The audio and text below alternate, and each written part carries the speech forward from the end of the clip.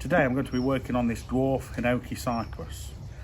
It's a Chamaecyparis obtusa, and it's one that's been imported from Japan a year or so ago.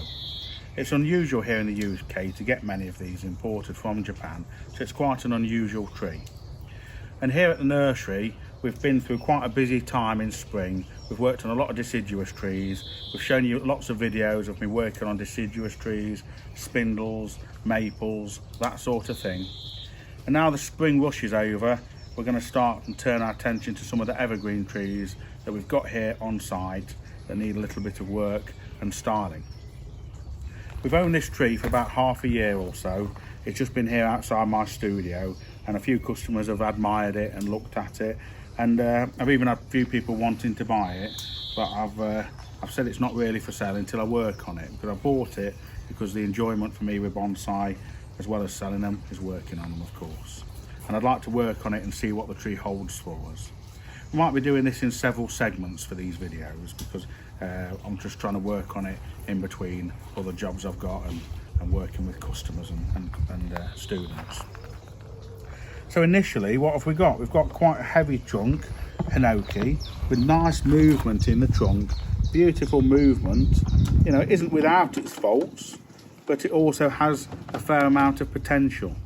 It looks like it hasn't been trimmed for years. The foliage here is excessively dense, very, very dense foliage. So this really is due a trim or thin out.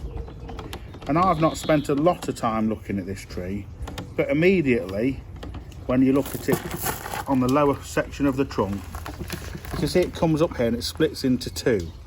And we've got movement in both of these, but these branches that have been cut off in the past, one here and this one here coming towards you now, and these two, we're not sure why they've been removed.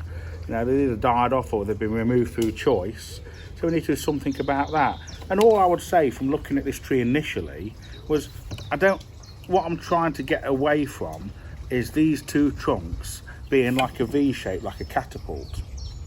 As it comes up and splits like that, I don't particularly like it.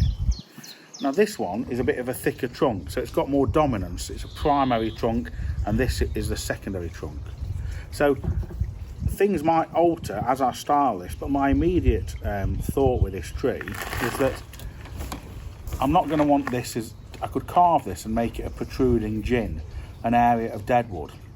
But I'm unlikely to want a gin coming straight towards us, because I do see this as being the best front of the tree.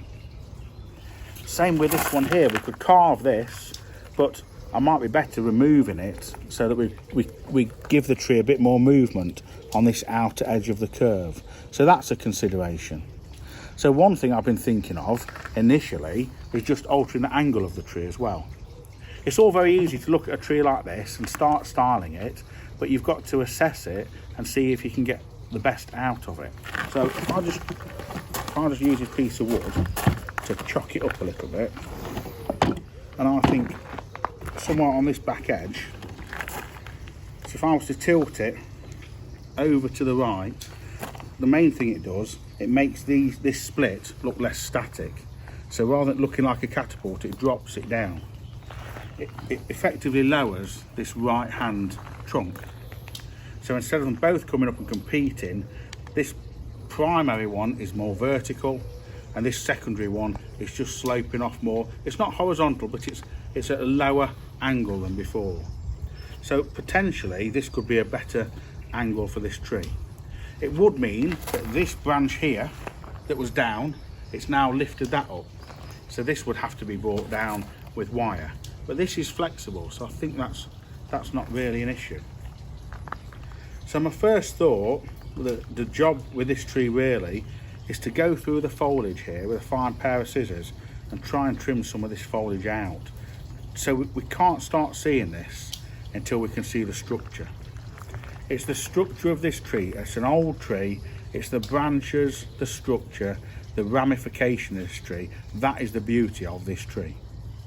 You know, if you look at it now, it's just a green mop of growth, particularly here at the back. So you've got no definition. You can't see it as a tree. It's just like a green bush. So we really need to get in here and try and thin it out if we can.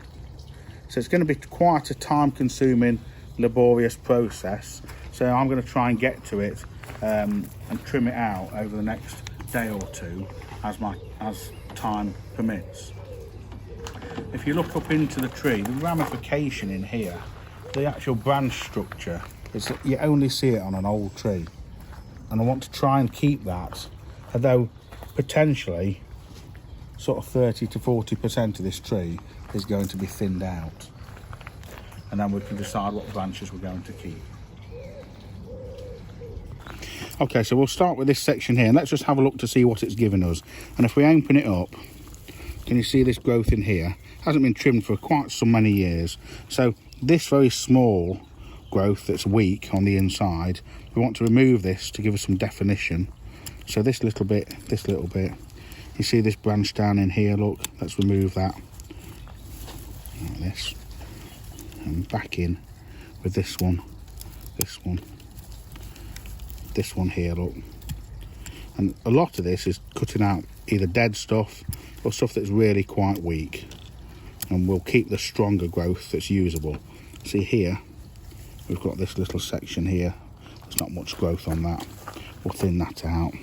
And here we've got a shoot here, this is quite strong, there's another strong shoot here, so we don't need this little wispy bit there, so I'm going to take him out. Another two little ones here, and this one here. And some of these very small ones, you can just pull them out with your fingertips. Obviously some of the thicker ones you need to get in there with scissors and just give them a little bit of a prune back like this. And this will just start to give us a little bit of definition here. You see how dense it is on this tip? There's so much growth. So we've got a main branch here and another one here. So if I go in and trim that centre out and this little bit, then see we've got an hour gap between the two. And obviously the next stage after trimming will be to wire this tree. So once we trim it like this, we can then get wire through it a lot easier. There's a little bit more, another one here that's hanging on, a little bit more in here. Let's take this section out, these side shoots just here. So we've got this sort of density. So with that section there done, look, can you see now we've got one branch, two, a couple here, smaller ones, and a few here. We could probably take this one here out. This bit here is going down. This bit here is a bit too long.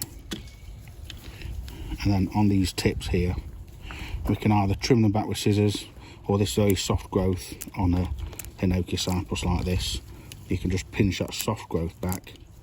You get to a bit here, it's a bit tougher, that one's pruning. But if you look at how these grow, the actual growth here, very close, it grows like a herringbone formation. And if you cut through this with scissors, this tips can go brown. But if you pinch it, it just breaks at one of those sort of perforations, and you can trim it back like this quite easily. This is growing up a little bit too much. This bit here is a bit long. See this breaking the foliage pad? This bit here is a little bit too long.